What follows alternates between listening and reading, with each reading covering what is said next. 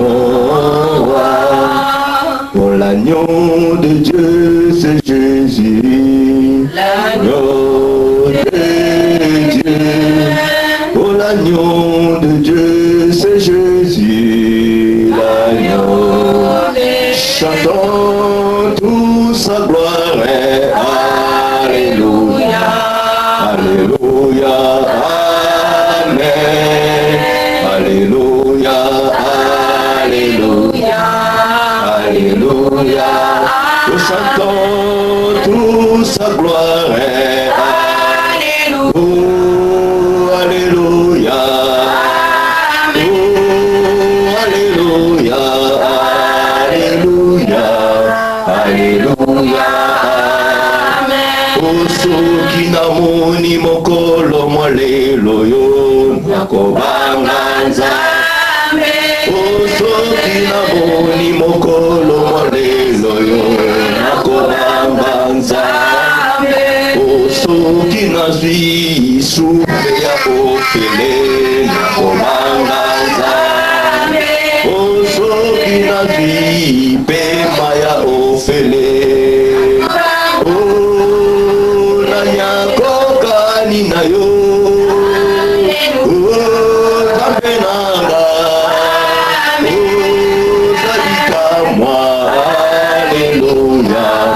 Alléluia, oh nanyako kanina yo, Yesu yo kamalamu, koloto kumisiyo. Alléluia, Alléluia, Alléluia, Hosanna, Alléluia, Hosanna, Alléluia, Hosanna, Alléluia, Hosanna. Alléluia, Hosanna, Alléluia, Hosanna, Alléluia, oh, Alléluia, oh, Alléluia, oh, Alléluia,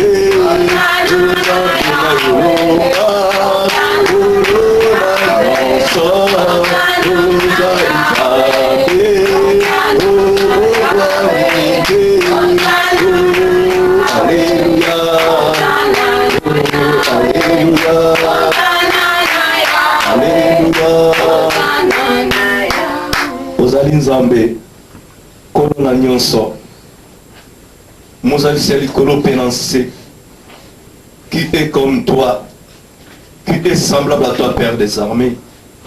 Oh Nzambe, tala biso bana na Nzambe, toina mokolo mwa lelo Nzambe, troisième jour ya mois. Papa, tosatandaki te ke Nzambe tokomona tongo ya lelo. Papa, kolamuka na biso ezali po ete yo lingi. Kokoma na biso kati nesika oyo c'est parce que yo lingi. Nzambe nini oyo biso topesi yo. Topesi yo eloko moko te nkolo na ngai. Topamboli yo Nzambe. Tokumisi yo po élever ton Seigneur. Boni boni Nzambe bazongisi milimo epai na yo. Boni boni na tango o Nzambe bako piquer ba crise. Boni boni na tango o bazokota mona baswese sensible. Boni boni na batango o bazotia mona ba mort. Boni boni na tango o bazotia bango papa na ba cercueil. Boni boni na tango o bazokota mona ba ambulance. Boni boni na tango o bazokota mona ba corbillard. Boni boni na tango o bazotia mona kati na ndulu. Boni boni na tango o bazotia ma bele Nzambe. Boni boni na tango o bazotia ba dog au père. nzambe nyonso wana ekomeli biso te. Ce n'est pas que parce que tous allez pas juste. Ce n'est pas parce que tous na bolingo. La parole me dit, il n'y a même pas un juste qui fasse le bien sur la terre. Nzambe soki na bon nzambe na yo kaka. Ezata na moto moko te ako hériter le royaume des cieux. Père, ekozala mawa na yo. Ekozala na bolingo na yo. Kolo. To sengi ete tango iso maone zala kat na biso. Sunga biso. Pour que Dieu va toujours kozala reconnaissante envers toi, Seigneur. Sunga biso pour ete tango iso nzambe. Dieu va kokumisa nzambe, Dieu va répondre à l'invitation na yo kolo. Pour te yo mobateli ya solo solo. Ba kontamboka, ba policier, le militaire, que ce soit le roi, bazana pouvoir te yakobatela bisobana na yo, yakobatela population. Mais Seigneur, ce n'est que toi Jésus-Christ osana pouvoir yakobatela. Kote makomelobi, moto soki abateli a pamba. Mais yo soko za kobatela, okobatela en solo nzambe na sécurité totale. Yango nkolo na ngai biso wana epai na yo. Continuez à protéger biso. O nzambe. Tout ça kokende papa vers 2014. Songa biso. Le pauvre diable asa na ba stratégie na ye. Asa ko changer dans le lenge nyonso nzambe. Ako changer ba tactique na ye nzambe. Ako changer ba classement na ye nzambe. Kolo. Soki to ye epai na yo te.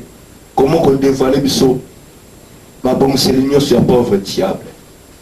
Sunga batela monisama kati na moko na kombo no Yesu. Moment où la parole nzambe lobela biso na sengi intelligence sagesse na yo e demeurer kati na ngai. Yo nde oloba na tango o nzambe na kombo na Yesu. Merci Père pour les pauvres diables à Zamosika. Dans le nom de Jésus-Christ. Yango na komisina élever ton Saint-Nom. Na glorieux pour tous les Zambé. Dans le nom glorieux de notre Seigneur Jésus-Christ. Ainsi je prie, merci, gloire et louange à toi Seigneur Jésus-Christ. Gloire et louange à toi Seigneur Jésus-Christ. Amen. Acclamons l'Éternel Dieu.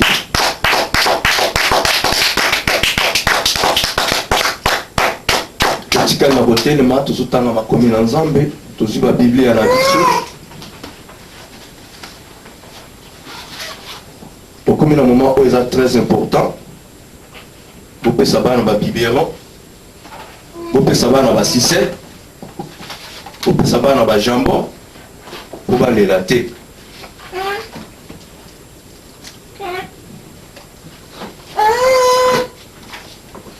La commission Nzambe malamu, Nzambe mingi. Po alingi biso tango nyonso azolinga biso akotika akotrahi biso ata mokolo moko te amoi ke biso totrahi nzambe wana.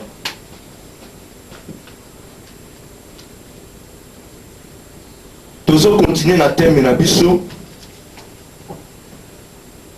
oyo toza koparle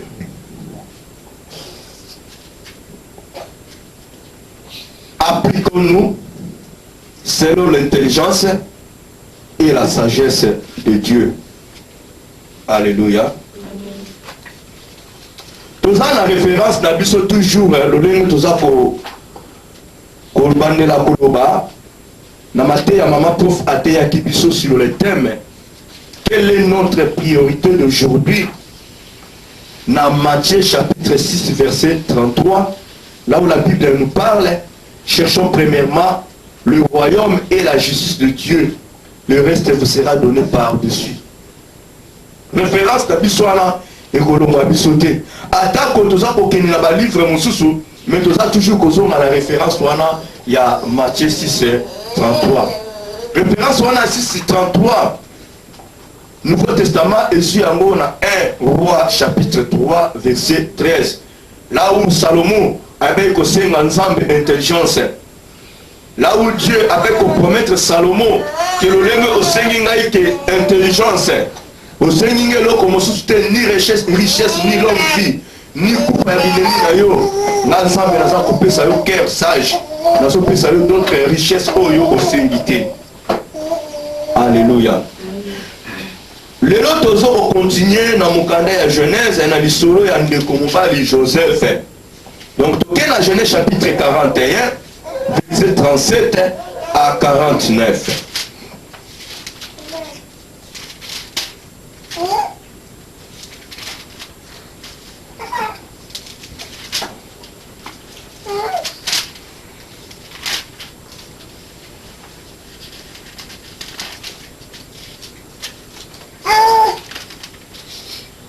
Genèse chapitre 41, verset 37 à 49. Je lis la parole de Dieu. Ces paroles plurent à Pharaon et à tous ses serviteurs. Et Pharaon dit à ses serviteurs, trouverions-nous un homme comme celui-ci, ayant en lui l'Esprit de Dieu? Souligner verset 38. Et Pharaon dit à Joseph, puisque Dieu t'a fait connaître toutes ces choses, il n'y a personne qui soit aussi intelligent et aussi sage que toi. J'établirai sur ma maison et tout mon peuple obéira à tes ordres. Le trône seul me levera au-dessus de toi. Pharaon dit à Joseph, vois, je te donne le commandement de tout le pays d'Égypte. Pharaon ôta son anneau de la main et le mit à la main de Joseph. Il le revêtit d'habits de fin lin et lui mit un collier d'or au cou. Il le fit monter sur le char qui suivait le ciel et l'on priait devant lui à genoux. C'est ainsi que Pharaon lui donna le commandement de tous les pays d'Égypte. Il dit encore à Joseph, je suis Pharaon et sans toi personne ne lèvera la main ni les pieds dans tous les pays d'Égypte. Pharaon appela Joseph du nom de Chaphnat, Paénéach, donc pour comprendre. Et il lui donna pour femme Asnat, fille de Potiphera, prêtre. Donne.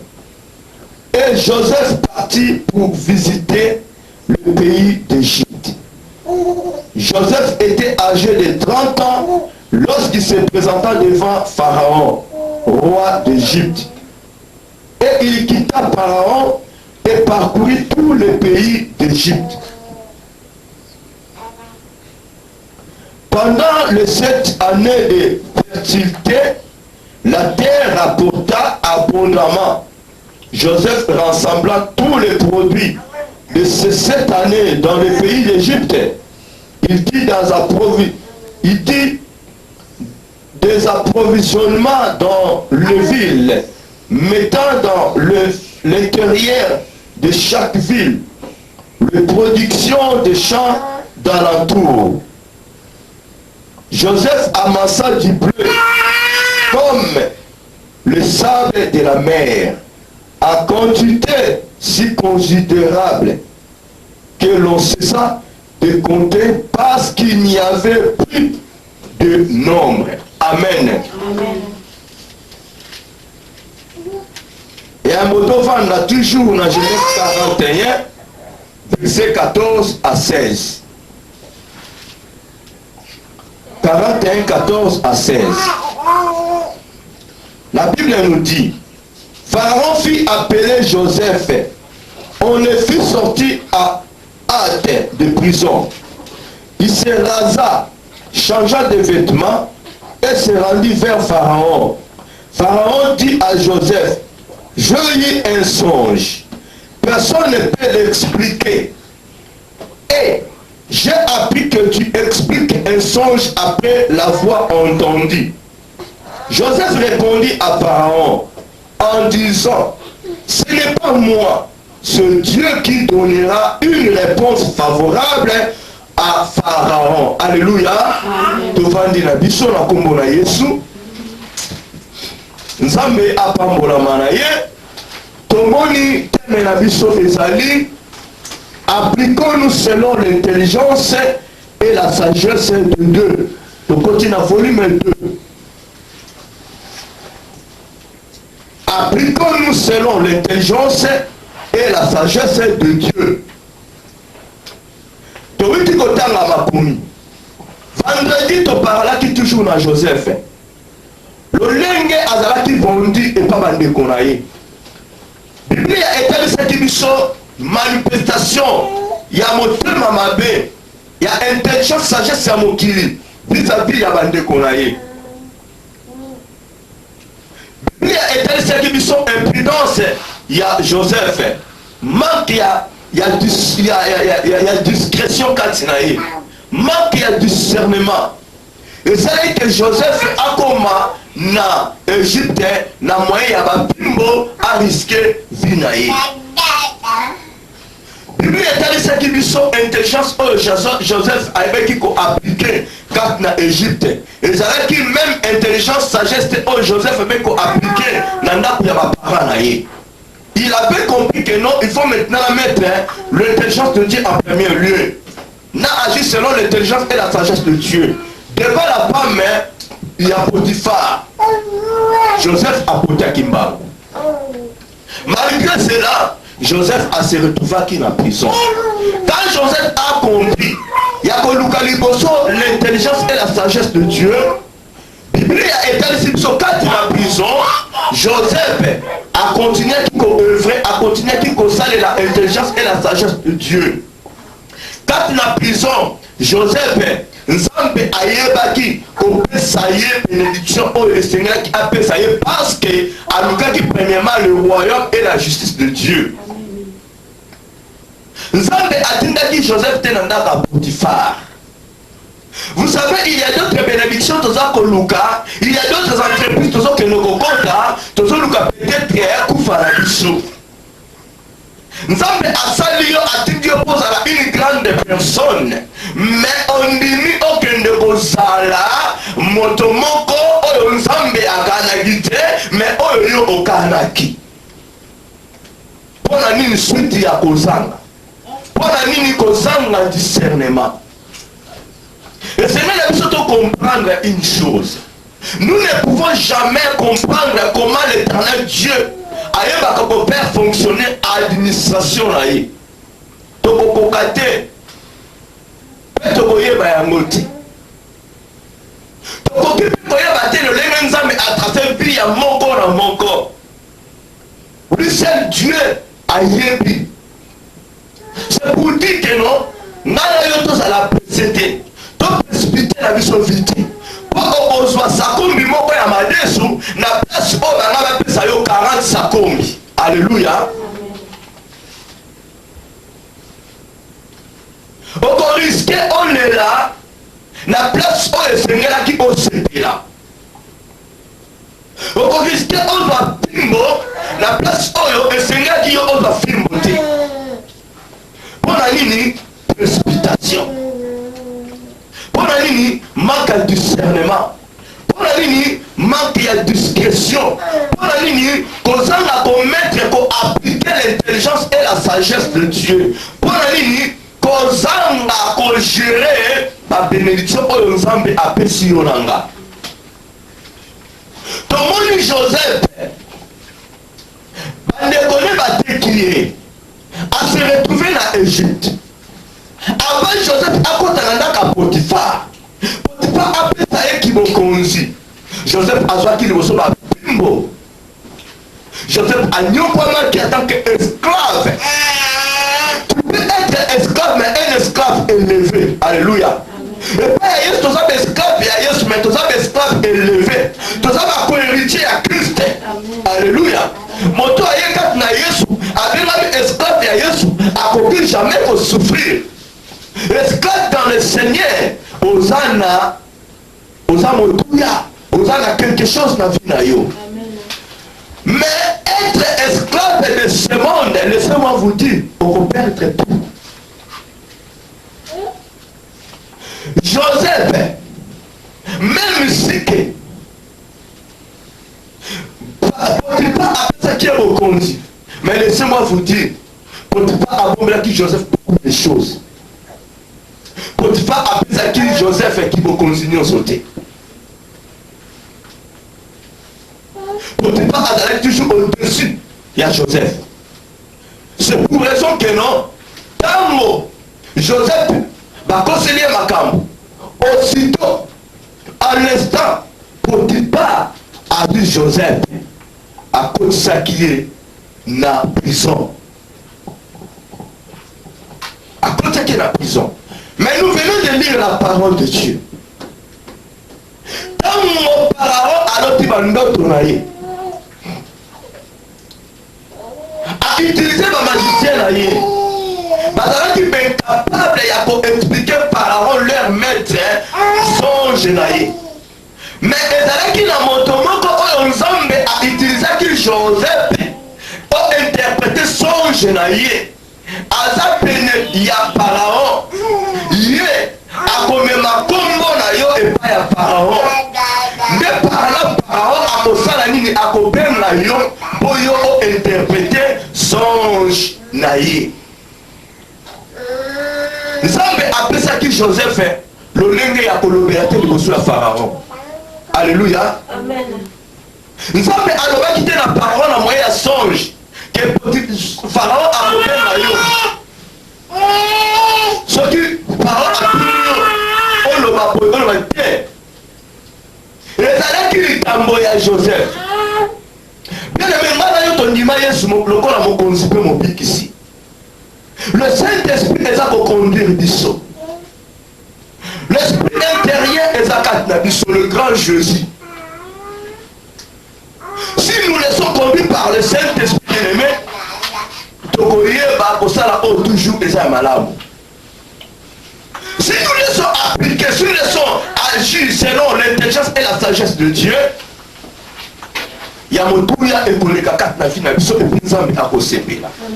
Mais attendons pas que nous Nzambe akita la montagne ndenge ayaka na nzela ya moto aloba na yo que salabwe kozela te Nzambe abimela na butu na songe aloba no moni kotoso kende te koling kozela que lo kwana te. Quand toi sur l'esprit de Dieu est zakat na yo, l'esprit de Dieu est déjà kat na yo. L'intelligence associée est déjà kat na yo. C'est à nous maintenant appliquer l'intelligence et la sagesse de Dieu. C'est à nous maintenant ya koyoka mongongo ensemble selon l'homme intérieur. Alléluia. Amen.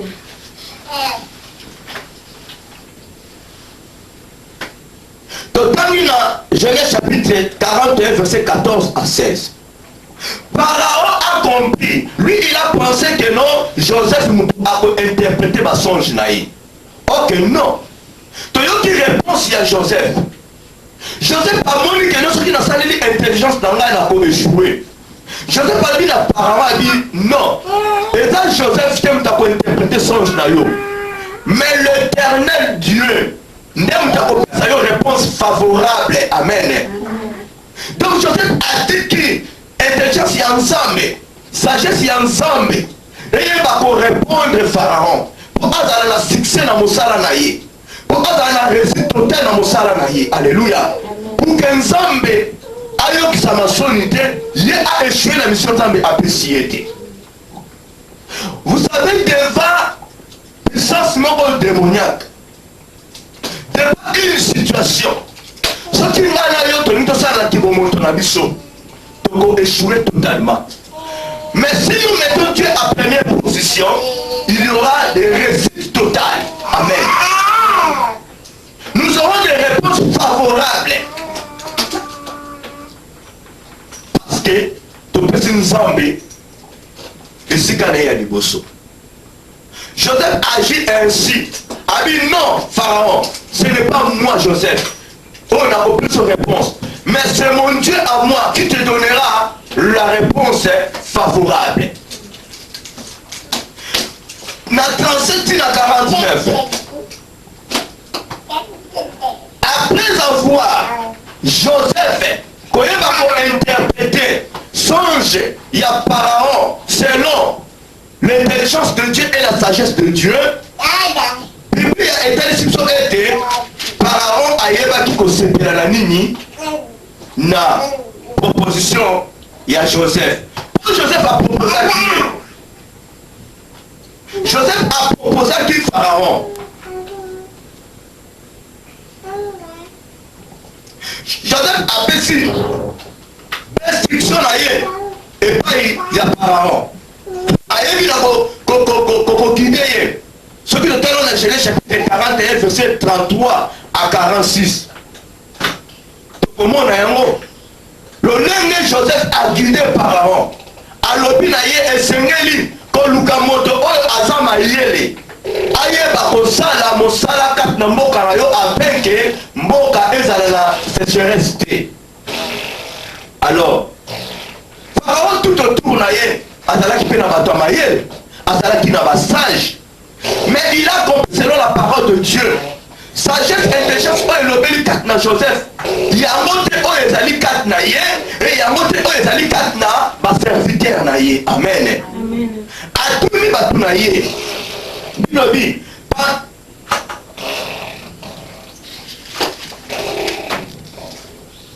Ces paroles prirent à Pharaon et à tous ses serviteurs. Et Pharaon dit à ses serviteurs: trouverons-nous un homme comme celui-ci, ayant en lui l'esprit de Dieu? Avance Pharaon, à l'obala Joseph soit ici, Pharaon a tourné nous pas la serviteur, a posé une question. Ce qui te pour Luka, pour trouver mon topo, na maïe, na sagesse, na esprit, on les a et pas il y a Joseph. Avec l'esprit de Dieu. Donc Pharaon a écrit, il a compris que non, Joseph a un ensemble à solo. Joseph a un esprit à solo. Alors est-ce que tu peux trouver quatre nabis sur moto, a un même esprit que ça quatre moto. Chose impossible. Nous ne pouvons jamais trouver l'esprit de Dieu et pas un sorcier ou une sorcière.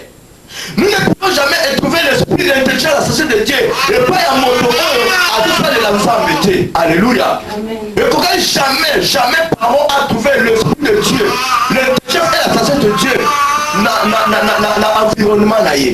Chose impossible. Ceux qui ont mis pesé et pas ensemble. Ceux qui ont la crainte ensemble. Tu ne peux jamais avoir à toi l'esprit de Dieu. Tu ne peux jamais avoir à toi l'intelligence et la sagesse de Dieu. Nous sommes 111 la crainte de l'éternel est le commencement de la sagesse. Pour avoir la sagesse de Dieu, il faut que nous ose ensemble. Alors voyons, essayons de voir comment on a Pharaon ainsi que son environnement. Nani azalaki na bobangi nzambe, nani azalaki na crainte ensemble, pour que bazala un esprit ensemble, pour que bazala animer l'esprit ensemble, pour que bazala na intelligence et la sagesse de Dieu. Personne. Il ne craignait pas Dieu. Non.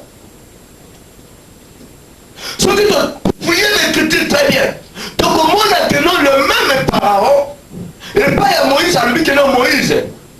Votre Dieu est Dieu. Moi et mon peuple, nous sommes des coupables. C'est-à-dire que avant Pharaon, ensemble avait prêt et pas à Pharaon. Il avait d'abord accepté, avec au pouvoir, ensemble, na biso et pas à Joseph. Amen. Donc Pharaon aliment Nzambe bandakala, aliment créateur na ye bandakala. Ezala bandoki ya se, ezala baba diabulu ya se, badisciple ya pauvre diable. Laissez-moi vous dire, en 4 minutes, na 8 clos, bandima Nzambe ya yo nanga. Amen. Mais ce qu'il faut défaut dans leur vie, c'est l'aveuglement, l'ignorance. Mais à un moment, ce qui va bandi, bamoni épanouissement na yo, bamoni ndenga maza komemela yo, bandima Nzambe wana. Bayebi que nous avons un créateur. Mais otokuma ba rêver. Bayebi très bien. Bayebi,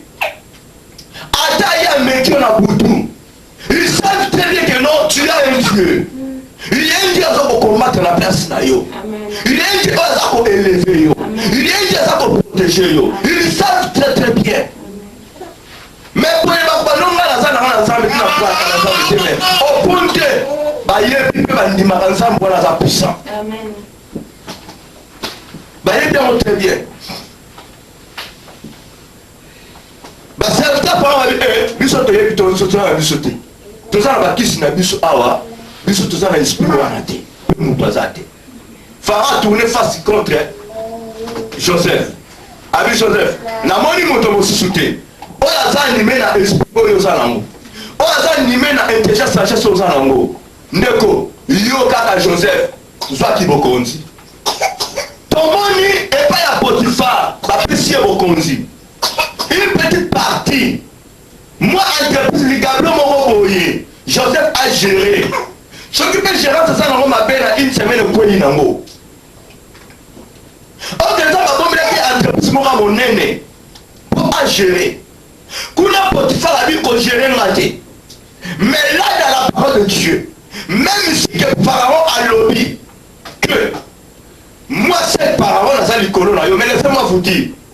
Quand on a la bague, alliance naïe, quand on a le pouvoir naïe, comme ça et pas à Joseph, c'est-à-dire Pharaon a dit qu'il m'a conduit, avec pas un ami, et pas à Joseph sans le savoir. À lobby, mais spirituellement, il était dirigé et pas à Joseph. Il était contrôlé et pas à Joseph. Quand le Pharaon a lobby les sous-sous, et ça dans mon côté 103. Personne a beau ma coloniser na Égypte. Il faut y oyeba. Ok, lui il est roi. Lui il est roi. A côté qui koyeba. Mais à lobby, 103. Moto moko ta ko ma coloniser na Égypte. Donc Joseph il fait bien. A beau continuer ma mercenaire. A continuer milibi. A continuer ce qui va nani. Pharaon est allé. Oh, je me rappelle si vous conduisez, et pas Joseph, et t'as dit qu'on s'occupe de la nioso. Alléluia. Pourquoi on a pressé la vie, Nayo? Dieu t'a réservé quelque chose de bon. Nous avons besoin de la personne au consumo, au boyer, au condamnat, au entreprise. Mais ce qui a précipitation, comme ça, la intelligence et la sagesse de Dieu. Et même mieux, la bénédiction, la gérer un outil. Ensemble. Joseph, toute sa vie, a géré Égypte. Cette année, abondance. Cette année, il y a sécheresse dans l'Égypte. Joseph a géré Égypte. A détruit cette sécheresse. On est régné dans l'Égypte. Pourquoi? C'est parce qu'il marchait, il travaillait selon l'intelligence et la sagesse de Dieu. Quand nous disons, il faut ça la peine à maïele, non la sagesse. Mais laissez-moi vous dire, tout ça la ignorance, tout ça la erreur grave. Quand nous disons que nous avons apprécié la maïele, ce n'est pas maïele ya mokili.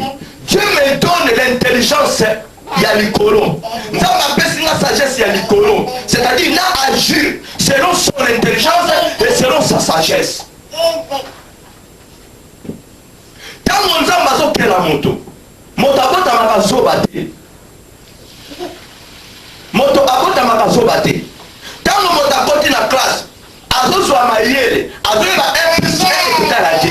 Même si moto a classe te, ce qui aussi moi na yo, ozopesa ye mathématique, ozotalisa ye, plus ekala boye. Mwana azokoma mayele, mama pesa nga mayele, papa pesa nga mayele, ya kosala calcul boye.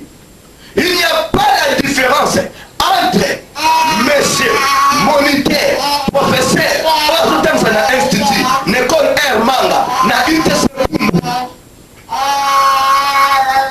Différence exagérée. Ce qui y a aussi, moi, c'est important que c'est un plus égal à l'école, na école, na gardien, par contre, c'est un plus égal à l'école. Ce qui est aussi là qui me dit, différence exagérée. Dès que au temps de sa moine, na yo, dès que l'école, au temps de sa moine, na yo. Alléluia.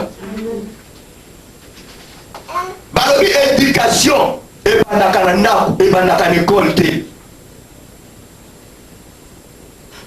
Mais c'était à tout moment il faut mwana dans l'éducation. Éducation ya mwana non il faut bana na ndako. Ya yambo akende na école. Mais c'était à peu seulement l'éducation. Pas exacté. Akotangisa ye. Akopesa ye mayele oyo ya sui. Mais akopesa ye mayele ya nzambe te. Alléluia. Akopesa mayele ya nzambe te. Akopesa mayele ya mokili. Akopesa sagesse ya mokili. Mais oyo ya likolo ewuta pepa ya nzambe. Tokokontinue na volume 3 même na sainte omona. Parce que nzambe a différencié l'intelligence ya likolo, sagesse ya likolo, na intelligence et sagesse ya se. C'est pour nous dire que non, à nous, tous on a deux intelligences, tous on a deux sagesses. Mais Dieu a beaucoup plus d'agir, nous les chrétiens, na sagesse et intelligence d'ailleurs. Amen. Si on a la mathématique, on a la biochimie, applique-toi l'intelligence dans une classe. Mais la macabre ensemble, il faut l'intelligence et la sagesse de Dieu. Devant une situation, il faut toujours convoquer ensemble. Nde owe ba réussir. Joseph azalaki so matin. Jacob a éduqué Joseph très bien.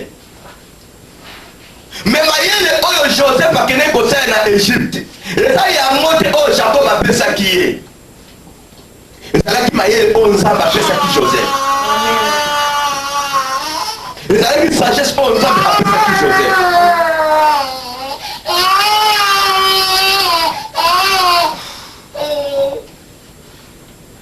Pharaon atambusi Joseph, apesi okoni, apesi pouvoir, alobi na ye. Alobi moto nyonso esengeli ayeba kopukama liboso ya Joseph. Ntango Joseph azopesa instruction, moto tu esengeli abanga, alenga. Parce que Pharaon alobi que après moi Pharaon, c'est Joseph. Il n'y a pas d'autre personne. Et dans la Potiphar, et dans la moisa Potiphar, bazalaki na sous-ordre, il y a Joseph.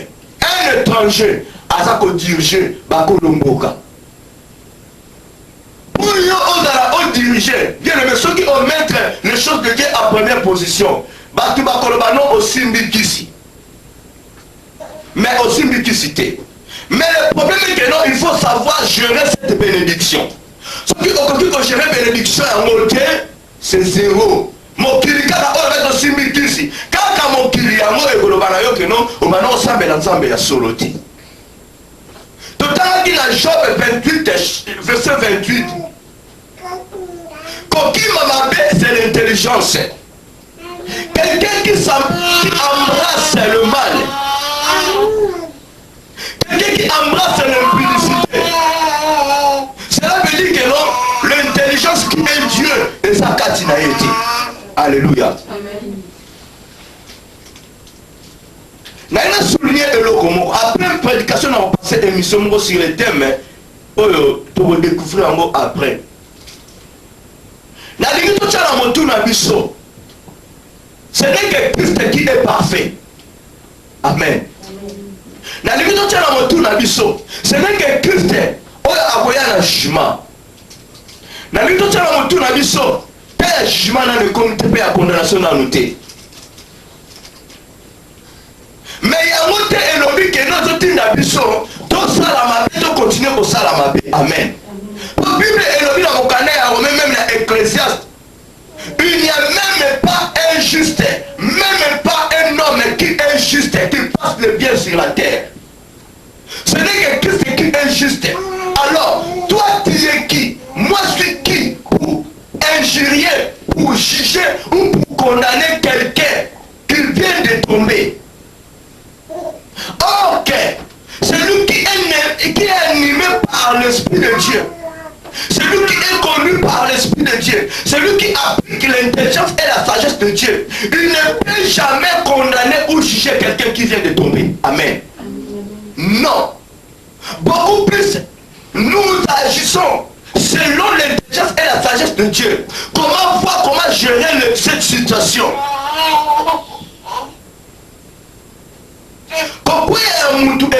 ya monkeli te mpo yo nanga toza parfait te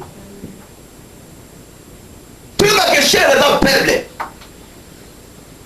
mais yango te ekotinda biso tokontinue kosala mabe bible ye moko nzambe alobi ntango okwei telema luka mpasi na ye me ngai na yo ntango tomoni moto akwei eke tozokoka kotelemisa ye te tokoki kobondela mpo na ye te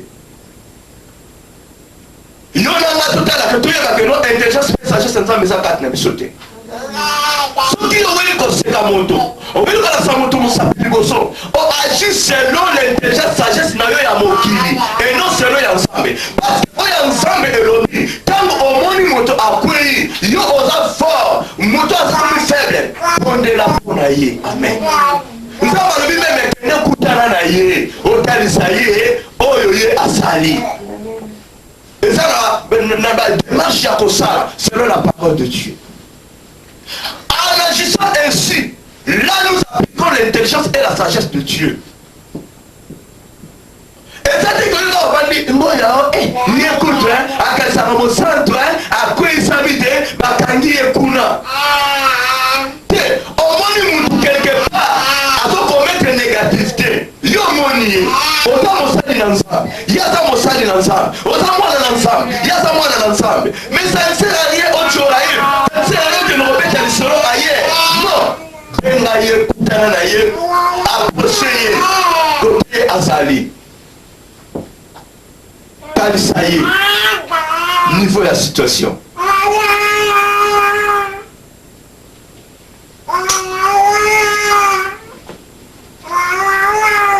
Je vous attends. Tout un moment, parole de Dieu. C'est très capital. Tout ça parle comme intelligence et sagesse.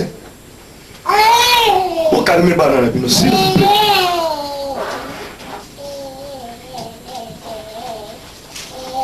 Nzamba, ordre, nous en avons besoin.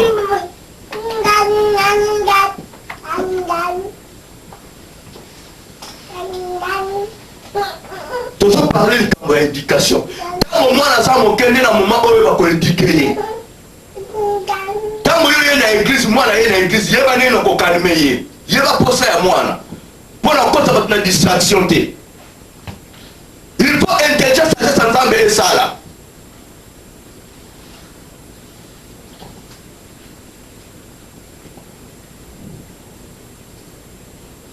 il n'y a même pas un homme qui passe le bien sur la terre. Dans un monde dans ma commis na 1 roi chapitre 3. Ce qui te donne la verset première d'abord.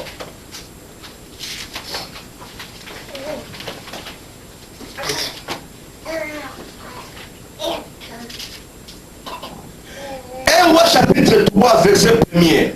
Il y a un mot sur tout qu'on a 9. Salomon s'allia par mariage avec Pharaon, roi d'Égypte. Il prit pour femme la fille de Pharaon et il l'amena dans la ville de David jusqu'à ce qu'il ait achevé de bâtir sa maison, la maison de l'Éternel et le mur d'enceinte de Jérusalem. Le verset premier. Salomon s'allia par mariage avec la fille de Pharaon.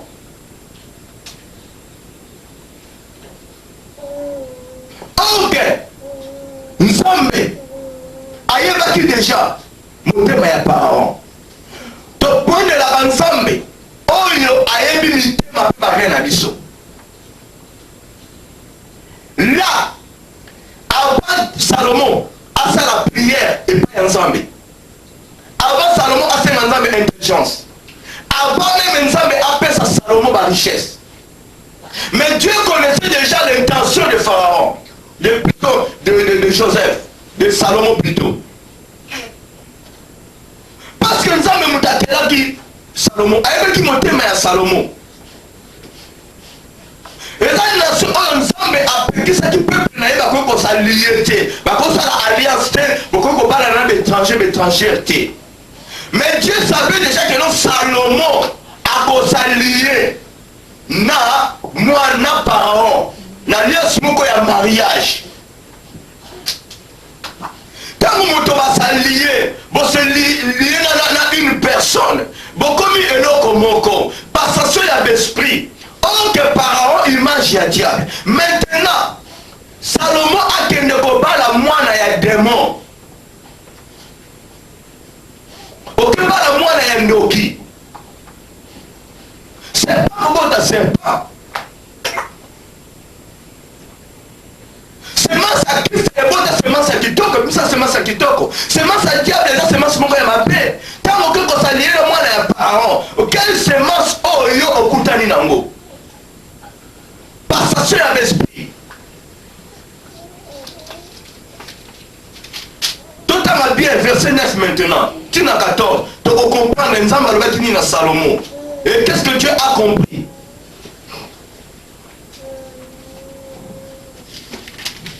Le lobby. Accorde donc à ton serviteur un cœur intelligent pour juger ton peuple, pour discerner le bien et le mal. Car qui pourra juger ton peuple, ce peuple si nombreux? 10. Cette demande de Salomon prie au Seigneur. Et Dieu lui dit, puisque c'est là que tu demandes, puisque tu ne demandes pour toi ni une longue vie, ni les richesses, ni la mort de tes ennemis, et que tu demandes l'intelligence pour exercer la justice. 12. Voici, j'agirai selon ta parole.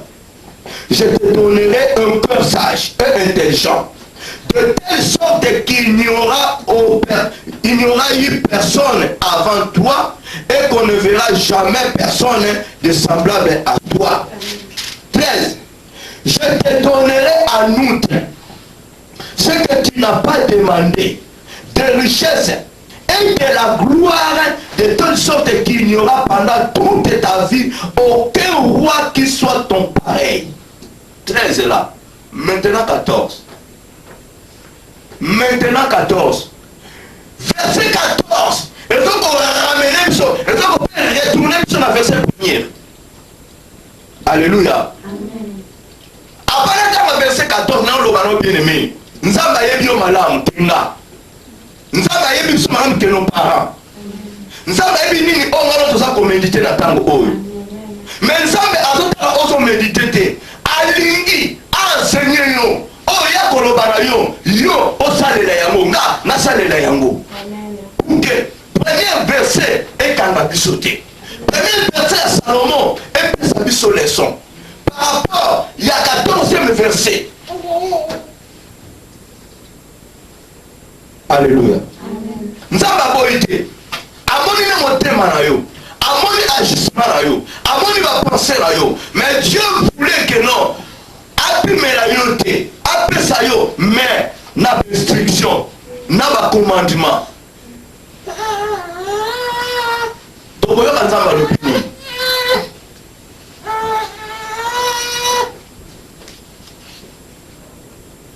Et si tu marches dans mes voies, en observant mes lois et mes commandements, comme l'a fait David ton père, je prolongerai tes jours. Amen.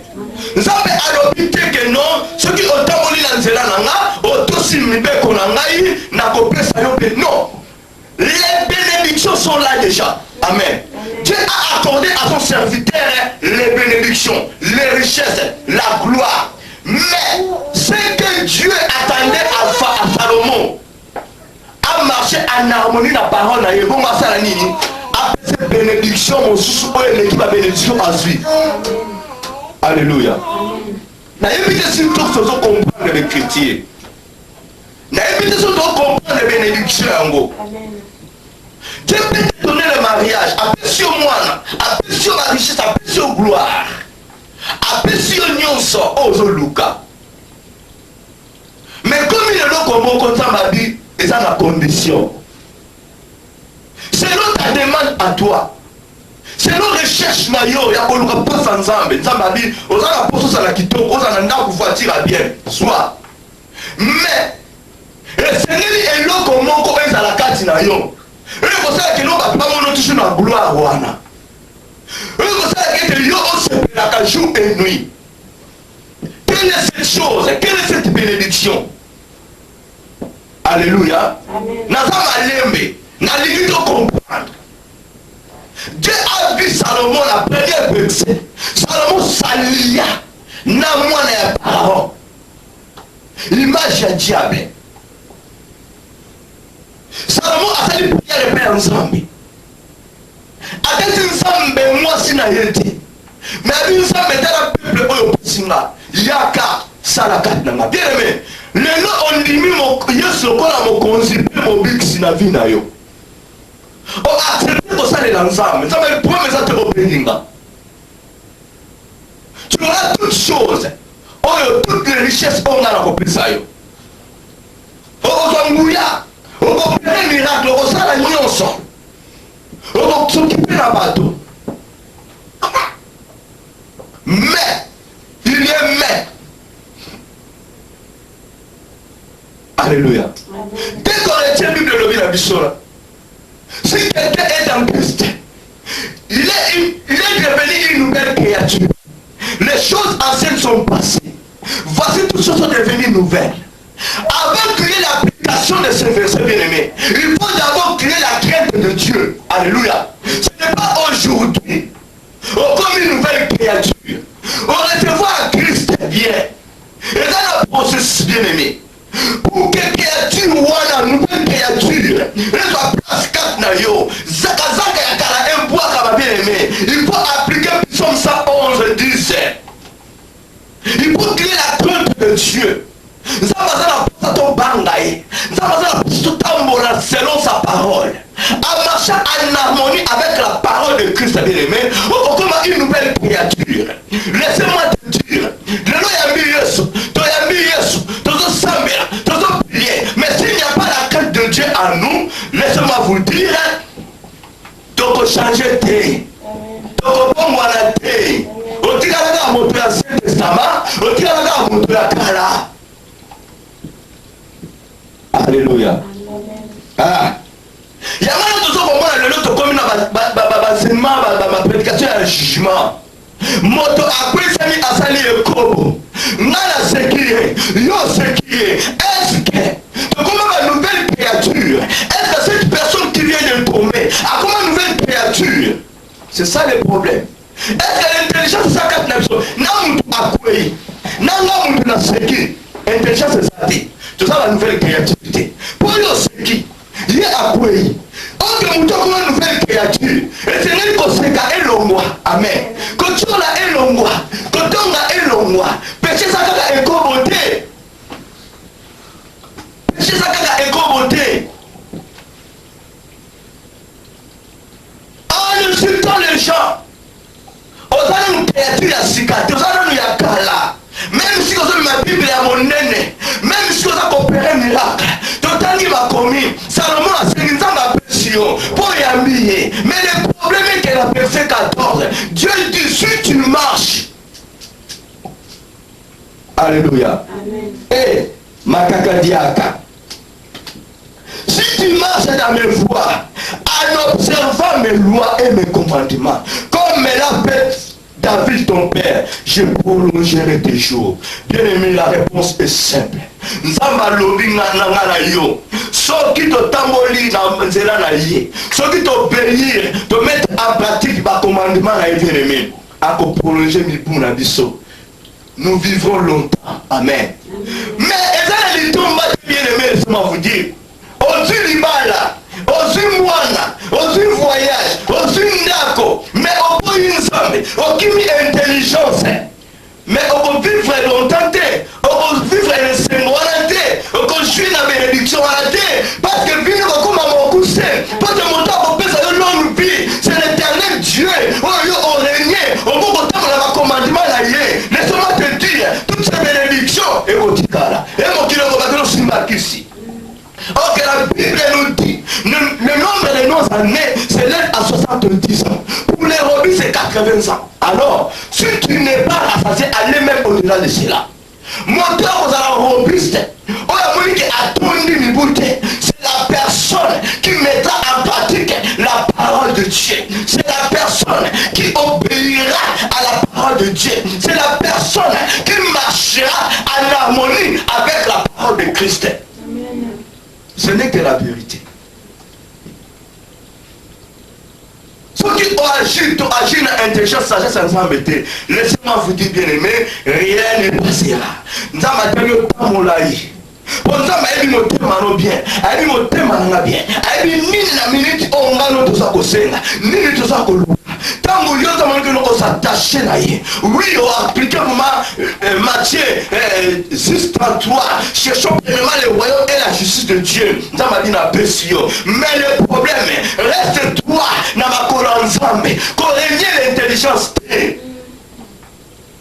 okosepela longtemps na bénédiction wana. Ce qui suit, au long de la ensemble, mais on la bénédiction, pour vivre dans la moukouse, vous avez sa vie souple de vie de Dieu, alléluia. N'a pas attendu mon son, souple de vie, et sa bénédiction, on est qu'on a toutes les bénédictions. Aujourd'hui, nous avons nous avons appelé Salomon Zoua.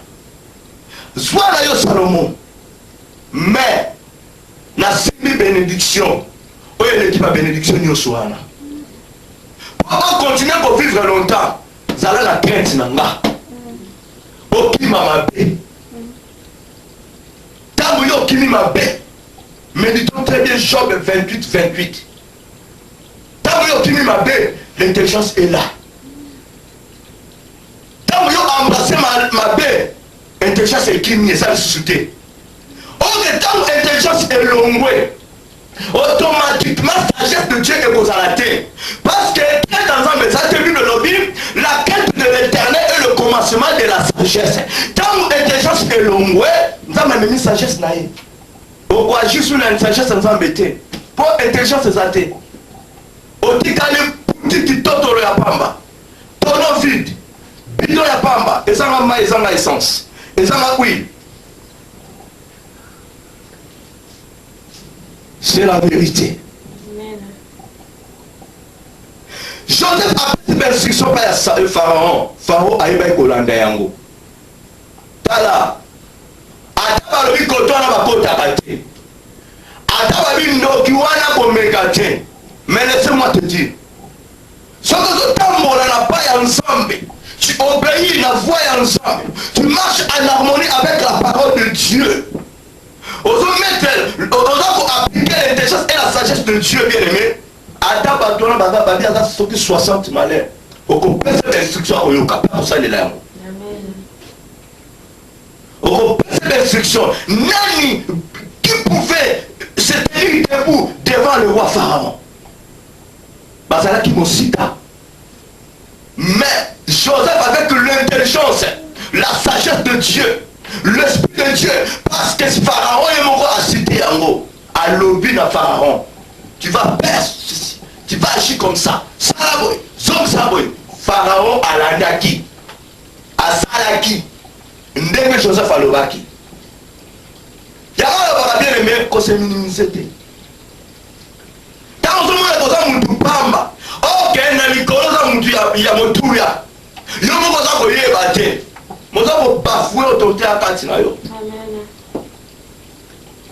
Ozo ko bafouer l'intelligence de chaque femme à katina yo. O recevoir ilo ko mogote. Tala ngala dala ka pierre nanga. Na dala ka sir nanga moko.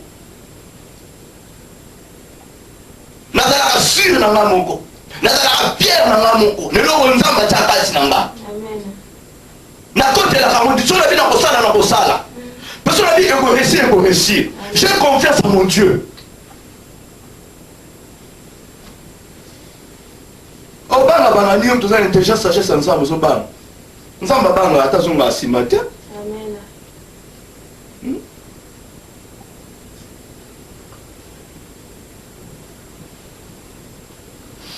Job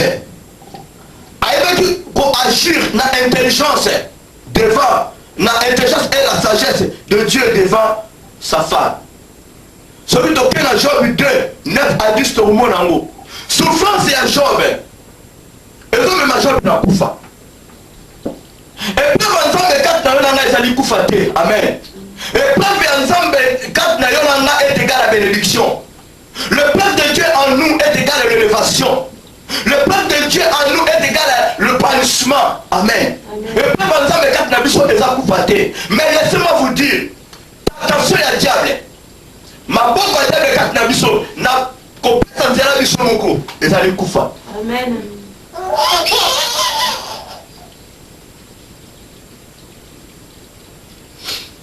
Convoitise na biso bien-aimé est égal à la mort. Notre convoitise en nous nous amène à la mort. Mais le peuple de Dieu en nous, c'est la vie, la bénédiction, l'élévation, le banissement. Amen. Job a compris cela. Moi, c'est le dit, mais Job, pour ça qu'on demeurait plus ferme. Il a maudit pour kufa yo. Job a dit, mais comment moi cette femme? Tu agis comme une femme insensée. Comme une femme insensée, c'est-à-dire, moi c'est une femme insensée. Sa femme connaissait Dieu, amen. Sa femme connaissait les Écritures. Amen. Il y a aussi des femmes et des hommes pareils que cette femme de Job.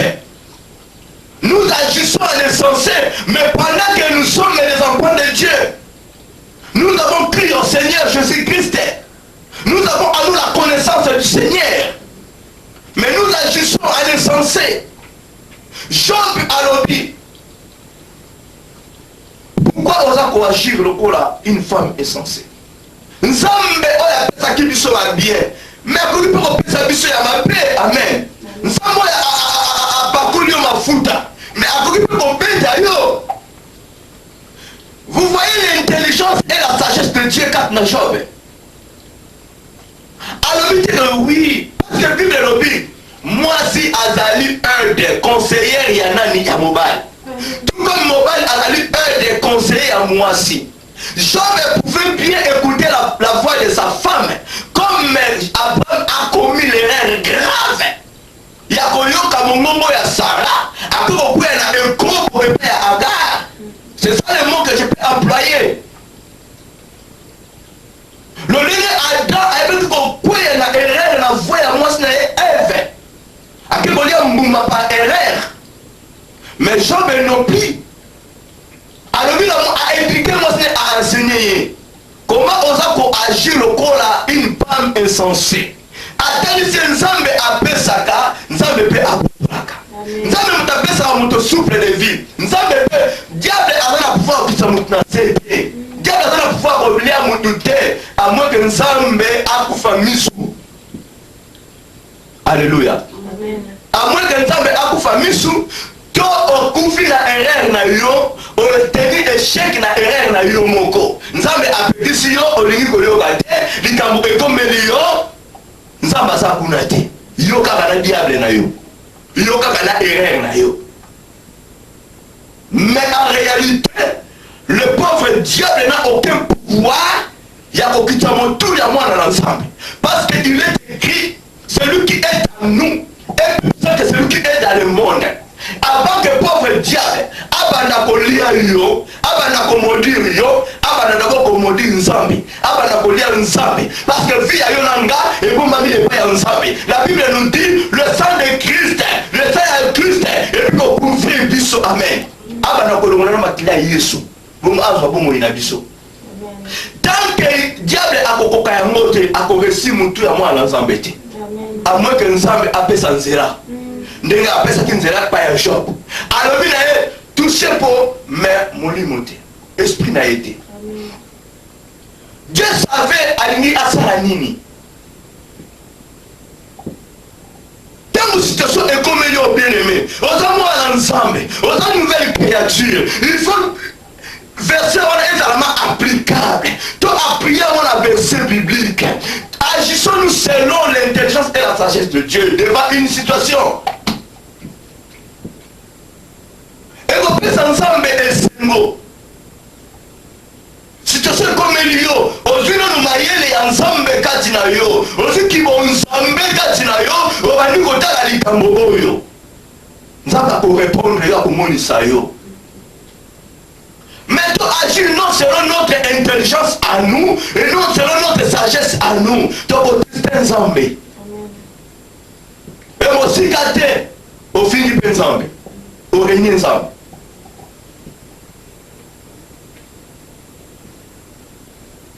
Jean Bazala qui sage, très très sage.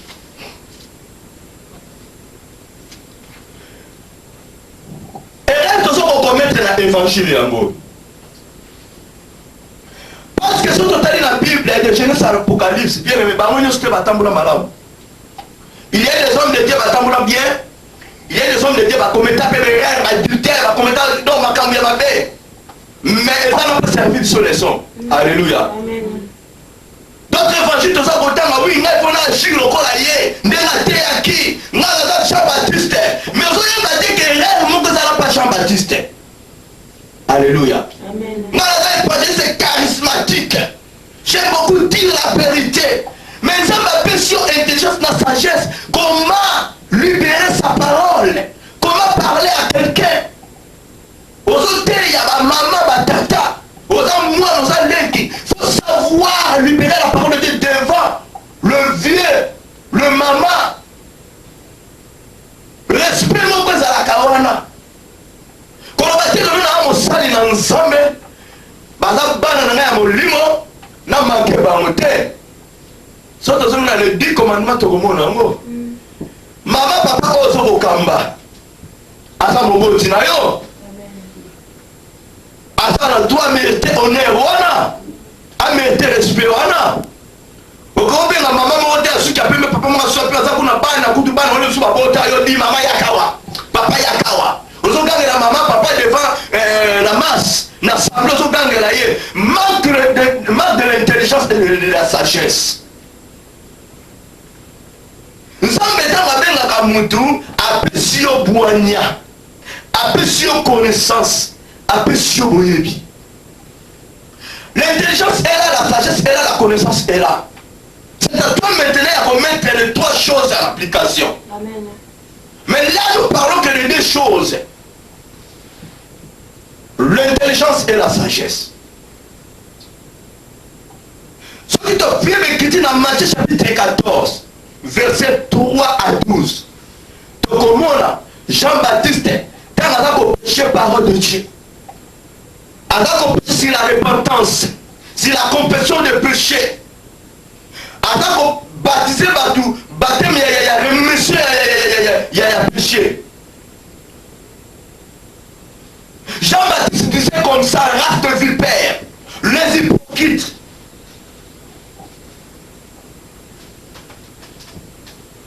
Mais de l'autre côté, on va dans la tarate. On va dans la monnaie, hypocrite, prostituée, numba, voleur.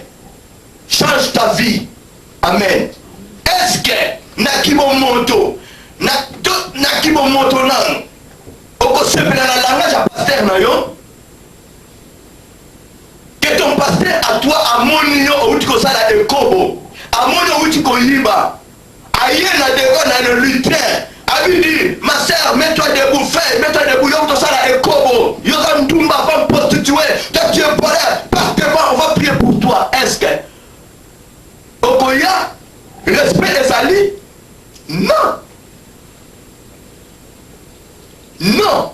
Tu peux avoir quelque chose et le richesse de Dieu en toi, mais la gérance, alléluia, mal gérée. On dit qu'on gérait à moitié. Nous avons appelé sur le ministère pour insulter, pour obéir à tout Libanda.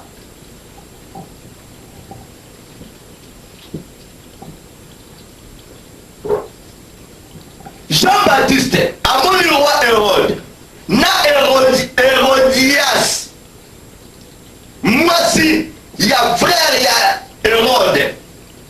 A comme moi si, il y a Hérode. Toute autorité vient de Dieu. Bible lobby, monde déjà dirigé dans son puissance à diable. Ce qui nous semble à l'Église, il a été que le président voilà dans la mboka à Olinga pété.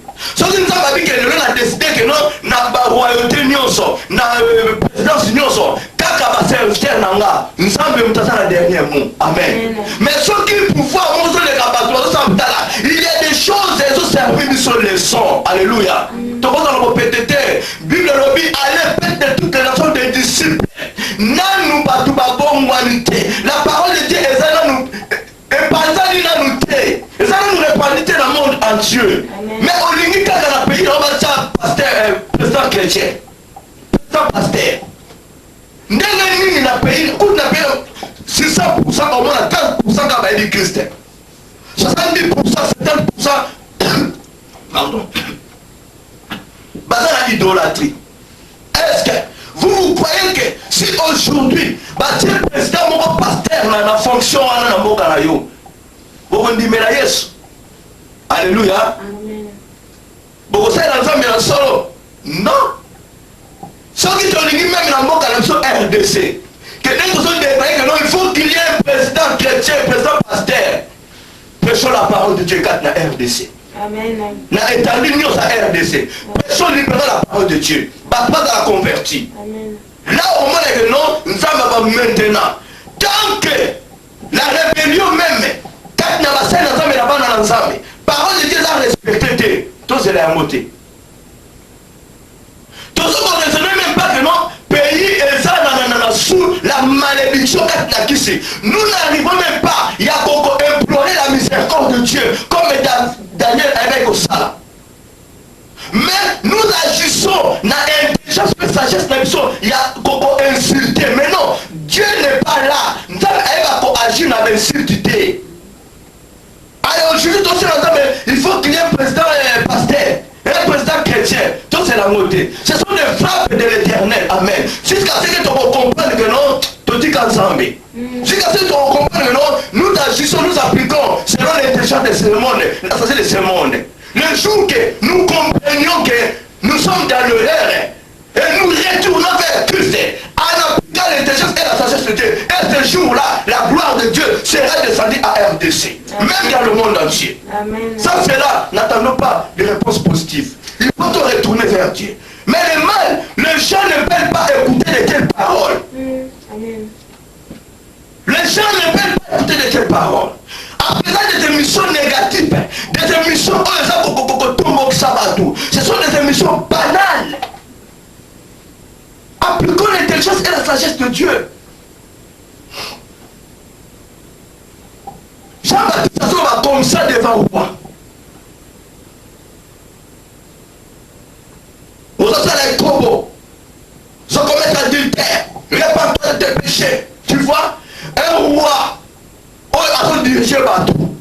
Maintenant, il rend ridicule devant la masse, devant son peuple. Souka Jean-Baptiste la Guinée, Bakata Kingo. La chose de ta Bible est au monde. Cette femme a voulu même qu'elle sur place. Jean-Baptiste meurt. À quoi parce qu'elle a été influent. Même le roi a bandé qui connaît la naïe. Par rapport à la prédication naïe. Jean-Baptiste est prophète. Oui. Ton mari peut accepter cela. Parce que mon bali a eu besoin. Yo moi si on dit yo muto va pingi ndumba. Peut-être on sait la montée. Tous amis te maman montée. Mais si on a anniversaire ya Hérode. Parce que kini. Moi ya Hérode ya sa kobina. Et c'est plus sinani Hérode. Ah la promettre nous sommes sur la repesa yo. Pas maman là, n'a pas papa nini. La dame a profité. Il y a un ennemi là dans la prison qui s'appelle Jean-Baptiste. Il m'a insulté. Après Sinaï, son inami Shabatou. Dit au roi, après son moutou yanani, il y a Jean-Baptiste. Alléluia. Un mystère caché. Nous avons besoin de sagesse. Il faut savoir comment nous nous yango. Il a fallu que Christ aille. Dans ma pessie à quel papa. Pessangaï moto ya Jean-Baptiste. J'ai que besoin de la tête de Jean-Baptiste. Moi, ça l'a exalté. Malgré toi, il m'a dit Jean-Baptiste. Allez, commande, soldat. Oui, là, toi, Jean-Baptiste, un plateau. Servis-moi, accomplis pas maman, l'autre n'a pas ça, moi. En quelque chose que moi je peux dire, manque à respect. Tant Tant que Christ a yaki, tout l'évangile à Christ.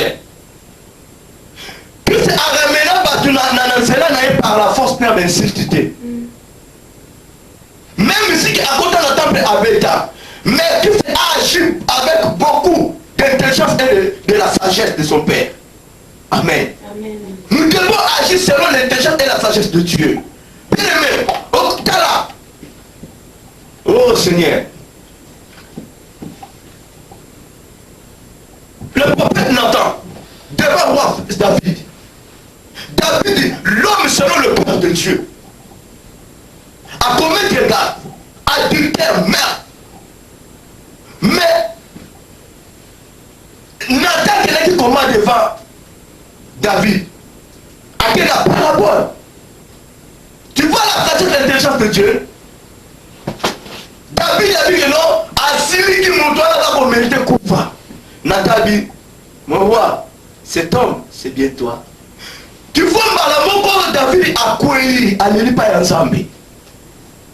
Nathan voit qu'il a une discipline, il a une politesse, parce que l'esprit de Dieu est indiscipliné, et une discipline est une politesse.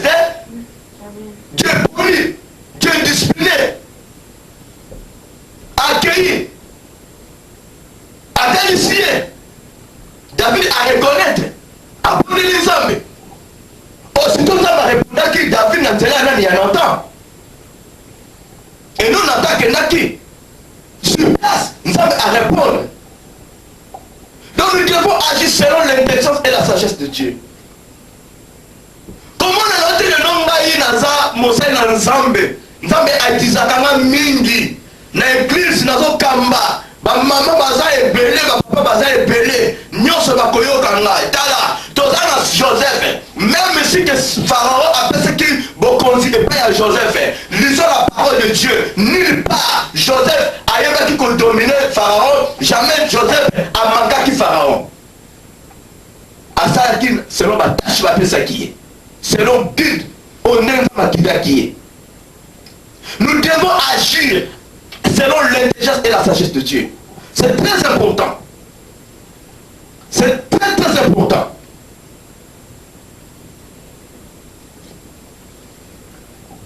Alléluia. Je pense que tous comprennent. Jusqu'à là, on a dit que tous comprennent.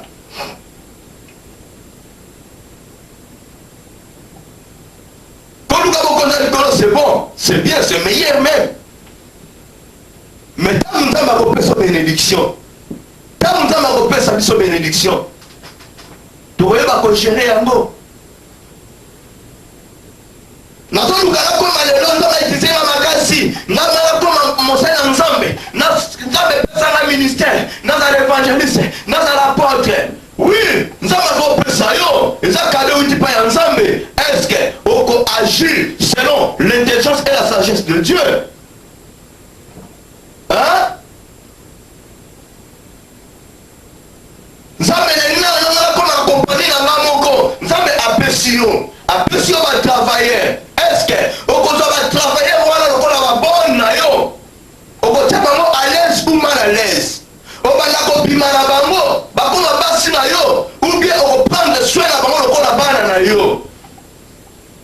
Parce qu'il y en a d'autres, mon tatou ça dépend, même maman pour botailler, mais ça pour maintenant comme si moi sinaye. Est-ce qu'il y en a qui vont monter na qui vont s'amettre, na qui vont monter boyer. Au coup maintenant maman pour la botillon. Au coup on va coucher na papa pour la botillon. Opportunité est plus à million. Quand na église na entreprise songolo, au coup on maintenant maman, oh maman na suis petit poussière là, maman ben na suis petit poussière. Mais c'est pas de malédiction. Tu es maudit. Parce que seulement la dignité apparente à yo. Pourquoi? Parce qu'on peut agir selon l'intelligence et la sagesse de Dieu.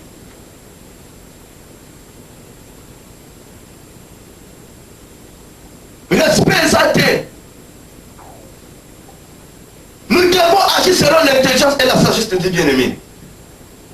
Il faut intelligence et sagesse à Nicolo. Tu as aussi à mon candidat Jacques.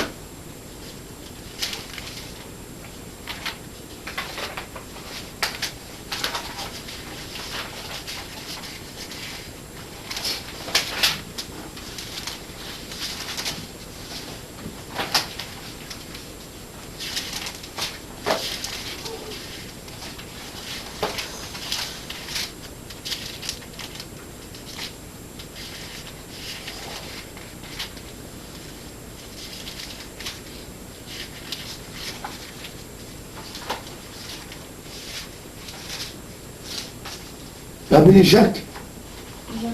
Non, pardon. Romains chapitre 3, versets 10 à 12.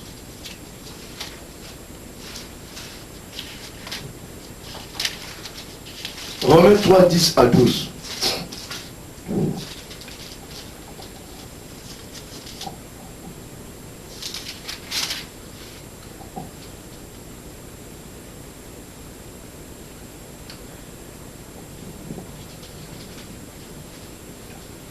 Romains 3, 10 à 12. Selon qu'il est écrit, il n'y a pas de juste, pas même un seul. Nul n'est intelligent, nul ne cherche Dieu. Tous sont égarés, tous sont pervertis. Il n'en est aucun qui passe le bien, pas même un seul. Leur gosier est un sépulcre ouvert. Ils se servent de leur langue pour tromper. Ils ont sous leurs lèvres un venin d'aspic.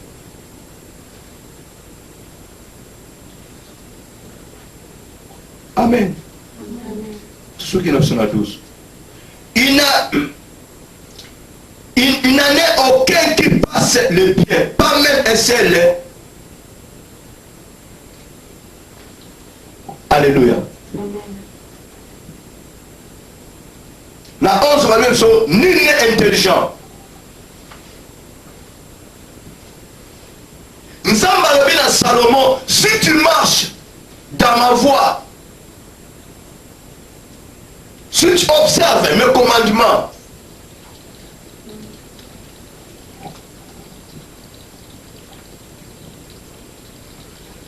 la monnaie est intéressante, on va continuer. Leur dossier est un sépulcre ouvert. Ils se servent de leur langue pour tromper. Ils ont sous leurs lèvres un venin d'aspic. Leur bouche est pleine de malédictions et d'amertume. Ils ont les pieds légers pour répandre le sang. La destruction et le malheur sont sur leur route. Ils ne connaissent pas le chemin de la paix. La crainte de Dieu n'est pas devant leurs yeux. Or, nous savons que tout ce que dit la loi, elle le dit à ceux qui sont sous la loi, après que toute bouche soit permise et que tout le monde soit reconnu coupable devant Dieu. Car personne ne sera justifié devant lui par les œuvres de la loi, puisque c'est par la loi que vient la connaissance du péché. Alléluia. Amen. Tout le monde soit reconnu coupable devant Dieu. Nous avons mis dans Salomon, tambola dans zela nanga, tambola la voix nanga, obéir na ba commandement nanga. Ce que nous vivre longtemps, il n'y a même pas injuste, même pas mon voisin intelligent. Quand déjà la montée manozo kantamabé, faudra que nous parlons à la pharaon. Laissez-moi te dire, intelligence exacte. Parce que Yesu a vu son botanique à moi, ça va tout commettre adultère. Amen. Amen. Tant que les gens pensaient ma adultère, au Bénin déjà Yesu. Alors, tout ce qu'on a jugé. Beaucoup plus. Ceux qui n'ont pas monté physiquement au point de s'amiter. Monter au point de s'amiter physiquement. Soit tata ma bonne mona c'est même à 5 minutes bonne la pour la mutuana. Nous avons coupé pour aller ensemble. Là, intelligence sagesse ensemble. Peut-être. Au ce qui va la quoi sami. Il y a un thème, nous sommes méditer malade. Nous sommes méditer vraiment malade. Vis-à-vis d'autres gens. Ce sont des questions autres que me pose à la paix Bissomongo. Tu poses à ma question, au lieu de vivre très bien, nous avons comme mélango, mais au bon biayo, nous avons comme misère moninga libanda. Comment mon coréen yo comme masiko, bakolo banini. Pour le benguana, faut serviteur de Dieu. Yo me devez qu'on établir. Oh, il y a ça mais la ranzame mais la soloté. Il y a du côté numéro à Yesu. Nous n'encourageons pas le mal. nous n'approchons pas le péché. Nous sommes condamnés le péché. Mais tu vas condamner mon doute. Amen. Parce que le péché est un esprit. Nous condamnons le péché. Mais nous ne condamnons jamais Batou. Alléluia. Tout cela. Ceux qui ont condamné mon Dieu, un jour va condamner yo. Pour que tu peux pas comprendre yo, au premier ami. Ba comprendre yo, au bimi na mobile tout na moi si mon sous. Ba comprendre yo, oui tu vois il va peine en champ à Carrefour. Une sœur aïe wana, na média. Oui pasteur wana abimaki na nga, to bimine 3 fois. Aïe koloba. C'est parce que promesse les a maintenu. Peut-être que Balobani n'a pas remplacer maman pasteur. Promesse les a réalisé aïe. Est-ce que Bazoaka peut-être a posé la fille à ma question. Quand le pasteur a proposé qui yo, au bout il a pour la nini. Est-ce que le pasteur a gagné qui yo ma case? Pasteur a violé qui yo? Non, ce qui a violé qui yo, Ganga il est venu au Ganga, Mila Oya. Il y a Liboso, il y a mis on lui met 3 fois, tu sais la porte 4 fois. Donc il y a ce pédale qui n'a mot, elle partait à Tchèque, à l'objet de nos paroles, elle dit à Tchèque l'itoy, à passer une 3e l'itoy, 4 nayo, on lui m'a dit l'itoy, il y a mis ça douana, on se pédale qui n'a mot. Maintenant, pour faire cette nullité, on vient compiler ça, mais c'est la pasteur Libanda. Il faut donc comprendre une chose, il y a des envoyés du diable. Quand on monte aïe, à Bimisi Misala, on sait l'ensemble Libanda. C'est-à-dire, aïe qui peut d'abord, après ça a détruit l'œuvre de Dieu, a Bimisi peuple Dieu Libanda. Après si on sait l'ensemble, à Dieu déjà spirituellement, à combien spirituellement, maintenant pas comment physiquement. Physiquement comment? Il faut publier dans les médias. Alléluia. Amen. Il faut publier dans les médias. Mais comment non, tellement de temps dans le discernement, ton message a corrigé, il n'est pas serviteur de Dieu, il est du diable. Nous venons de lire la parole de Dieu. Salomon a bien commencé avec Dieu. Salomon a une femme intelligence. Il était une nouvelle créature.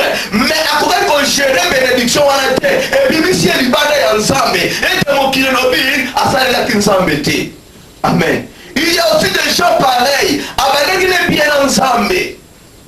Avec une nouvelle créature. Alors comment face ensemble très bien. Maintenant nous avons apprécié richesse dans gloire. À quoi qu'on gérait en côté. Et ça dit Abimalibanda et empêché appliquer.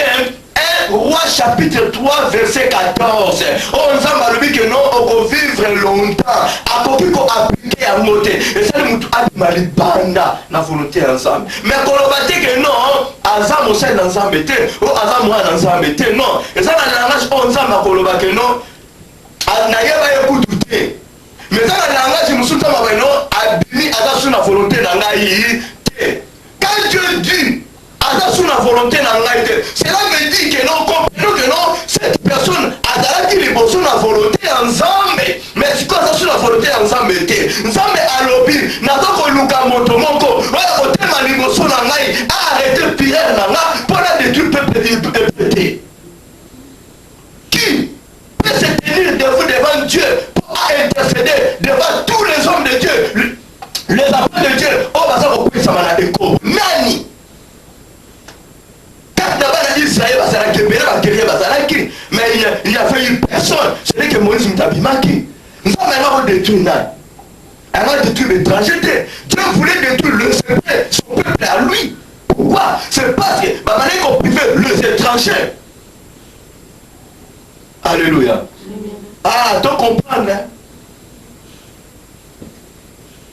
Quand on a le brave serviteur de Dieu, tout à la paix va il y a qu'on intercéder pour la batou. Il y a souligné notre seul intercesseur.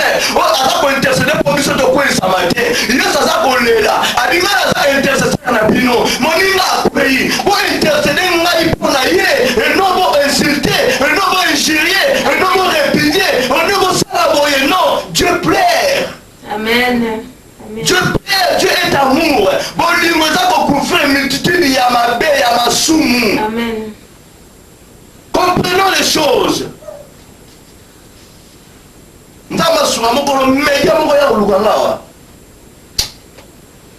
D'ailleurs, nous avons lancé l'alliance à travers la médiaté.